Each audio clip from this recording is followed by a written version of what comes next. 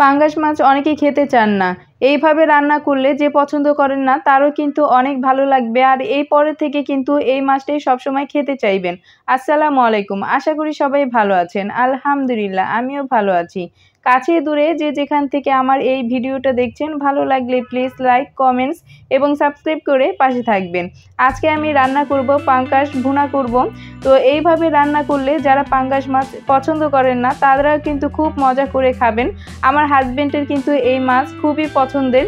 তো মাছগুলো আমি ভালোভাবে ধুয়ে এরপর হলুদ মরিচ লবণ মাখিয়ে উল্টে পাল্টে এরপর ভালোভাবে ভেজে নিব, কারণ যেই মাছে আমি রান্না করি না কেন ভালোভাবে ভেজে এরপর কিন্তু রান্না করি। তো মাছটা যেহেতু ভুনা করব, ভালোভাবে ভেজে এরপর কিন্তু এই মাছটা ভুনা করব। আমি কিন্তু সব সময় খুব সহজভাবে রান্না দেখাই, বিশেষ করে যারা রান্না পারে না, একদম নতুন আর ব্যাচেলরদের জন্য কিন্তু আমার ভিডিও খুবই উপকারী।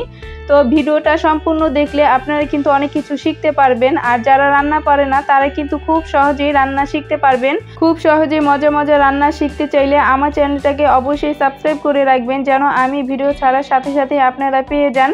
তো মাছগুলো আমি ভাজা শেষ হয়ে গেলে এরপর কিন্তু তেলের সাথে কিছু পেঁয়াজ কুচি হালকাভাবে ভেজে নিব।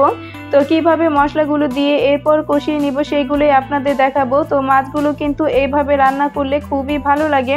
তো আমি সবসময় এইভাবে কিন্তু মাছ রান্না করি। যে কোনো মাছ, বড় মাছ রান্না করলে কিংবা মাংস রান্না করলে অবশ্যই তার মধ্যে কিন্তু বিশেষ একটা জিনিস আমি দেই, যার কারণে আমার রান্নাটা কিন্তু খুবই মজার হয়।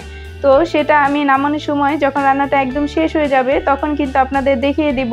তো এই যে দেখেন মাছগুলো এক পাশ হয়ে গিয়েছে, এখন আমি উল্টে দিচ্ছি আর এক পাশটা ভালোভাবে হওয়ার জন্য। তো এইভাবে কিন্তু উল্টে পাল্টে এরপর কিন্তু মাছগুলো আমি ভেজে নিব। তো সম্পূর্ণটা মাছ যখন ভাজা হয়ে যাবে তখন কিন্তু যে অবশিষ্ট তেলটা থাকবে সেই তেল দিয়ে কিন্তু আমি এর মাঝে আরেকটু তেল দিয়ে এরপর কিন্তু পেঁয়াজ কুচি আমি ভেজে নেব, তাহলে কিন্তু আমার তেলটাও অপচয় হবে না। সবসময় আমি মাছ ভাজার পরে এরপর কিন্তু সেই তেলটাই আমি রান্নার কাজে লাগিয়ে দিই, তাহলে কিন্তু আমার তেলটাও অপচয় হয় না। তো এই যে এখানে তো সে যে অবশিষ্ট তেলটা ছিল সেটাও দিয়েছি, আরেকটু তেল দিয়েছি। তো এখানে পেঁয়াজটা আমি ভালোভাবে ভেজে নিব। যখন কাঁচা ভাবটা চলে যাবে তখন কিন্তু এর মাঝে আমি এক এক করে সব মশলাগুলো দিয়ে দিব, আর মশলাটা দিয়ে এরপর কিন্তু ভালোভাবে কষিয়ে নিব। তো এই যে পেঁয়াজটা আমি নেড়ে চেড়ে একটু ভেজে নিয়েছি। তো ভাজা হয়ে গেলে এর মাঝে কিন্তু আমি হলুদ মরিচের গুঁড়ো, সামান্য পরিমাণ আদা রসুন বাটা, এরপর কিন্তু স্বাদ মতো লবণ আর একটু পানি দিয়ে মশলাটা ভালোভাবে কষিয়ে নিব। কষানো হয়ে গেলে এরপর কিন্তু আমি এর মাঝে যে পরিমাণ মতো পানি দিয়ে দিব। এই যে দেখেন এই কাঁচা ভাবটা কিন্তু চলে গিয়েছে। এখন আমি যেটা করবো, আমি সব মশলাগুলো এর মাঝে আমি দিয়ে দিব, আর এটার মাঝে দিয়ে দিয়েছি আমি হলুদ মরিচের গুঁড়ো, সামান্য পরিমাণ আদা রসুন বাটা। সব মশলা যখন আমার দেওয়া হয়ে গেছে একটু পানি দিয়ে মশলাটা আমি ভালোভাবে কষিয়ে নিচ্ছি। মশলাটা ভালোভাবে কষিয়ে নিতে কিন্তু এই পানিটুকু আমার দিতে হয়েছে, না হলে কিন্তু মশলাটা পুড়ে যাবে। এর জন্য কিন্তু মশলার মধ্যে একদম একটু পানি দিয়ে ভালোভাবে কষিয়ে নিচ্ছি। আর এই মশলাটা কষানোটাই কিন্তু মেন আপনার তরকারি রান্নার ক্ষেত্রে।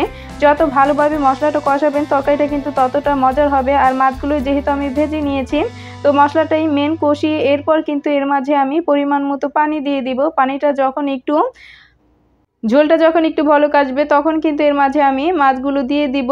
এরপর কিন্তু আমি একবার শুধু উল্টে দিব আর নাড়াচাড়া করব না। দেখা যায় যে মাছগুলো দিয়ে বেশি নাড়াচাড়া করলে কিন্তু ভেঙে যাওয়ার সম্ভাবনা থাকে। তো এই যে দেখেন আমি মশলা ভালোভাবে একদম নেড়ে চেড়ে দিচ্ছি। এরপর কিন্তু এই পরিমাণ মতো পানি দিয়ে দিয়েছি, আর পানিটা যখন বলক আসছে তখনই কিন্তু এই মাছগুলো আমি দিয়ে দিচ্ছি।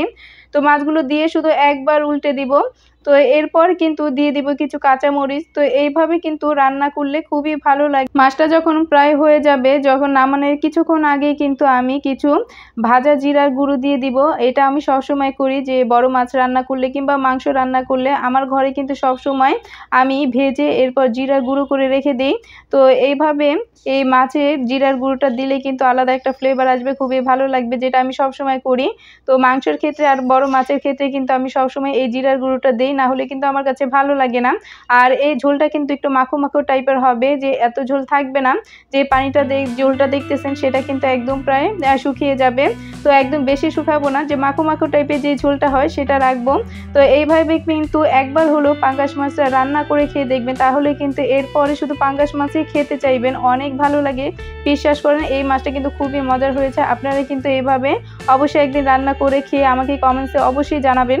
যে কোনো মাছ আমি কিন্তু এই সেমভাবে এক প্রসেসে কিন্তু রান্না করি। তো আপনারা কিন্তু এভাবে রান্না করে খেয়ে দেখতে পারেন। কিন্তু এক এক মাছ কিন্তু এক এক রকমের স্বাদ। তো স্বাদটা কিন্তু চেঞ্জ হবে, কিন্তু রান্নার ধরন কিন্তু একই রকম। এক একজনের হাতের রান্না কিন্তু এক এক রকমের হয়, কিন্তু আপনারা যদি কারো রান্না ফলো করেন তাহলে কিন্তু তার মতোই স্বাদটা হয়ে যাবে। তো আমি কিন্তু যেভাবে রান্না করি আপনারা যদি সেমভাবে রান্না করেন তাহলে আমার যে রান্নাটা যেমন মজার হয়েছে আপনাদেরটাও আশা করি এমনই হবে। তো এই ভিডিওটা আমি খুব সহজেই দেখালাম। তো আমার ভিডিওটা সম্পূর্ণ দেখলে আপনারা কিন্তু খুব সহজেই রান্না শিখতে পারবেন। কাঁচামরিচগুলো আমি দিয়ে দিলাম। আর রান্না যারা করতে পারে তাদের জন্য কিন্তু খুবই সহজ, যারা না করতে পারে তাদের কিন্তু খুবই কঠিন। যারা রান্না করতে পারে না আমি বুঝি তাদের রান্না করাটা কত কঠিন ব্যাপার। তো আমি কিন্তু তাদের জন্যই একদম ভিডিওটা করি সব সময়। আর আমার রান্না দেখলে কিন্তু কোনো কষ্ট হবে না রান্না করতে, একদম খুব সহজে কিন্তু রান্না করতে পারবেন। কাঁচামরিচটা দিয়ে দিয়েছি আর এখন দিয়ে দিব জিরার গুঁড়ো। আর এই জিরার গুঁড়োটা দিলে কিন্তু খুবই সুন্দর একটা ঘ্রাণ আসে। আর আমি কিন্তু সবসময় এইভাবে মাছ রান্না করলে নামানোর আগে জিরার গুঁড়োটা দিয়ে দিই। তো এইভাবে একদিন রান্না করবেন অবশ্যই। তো এই যে জিরার গুঁড়োটা দিয়ে এরপর কিন্তু হালকা একটু নেড়ে চেড়ে আমি একটু ঢেকে এরপর কিন্তু নামিয়ে ফেলবো। আর ঝোলটা দেখতেই পাচ্ছেন আর একটু শুকাবে। তো আশা করি আপনারা আমার ভিডিওটা না টেনে সম্পূর্ণটা দেখবেন। আর পুরো ভিডিওটা দেখলে ইনশাআল্লাহ ভালো লাগবে। আর অবশ্যই ভালো লাগলে লাইক, কমেন্টস এবং সাবস্ক্রাইব করে পাশে থাকবেন। সবাই ভালো থাকবেন, সুস্থ থাকবেন, 5 ওয়াক্ত নামাজ পড়বেন। আজকে এই পর্যন্তই। আল্লাহ হাফেজ।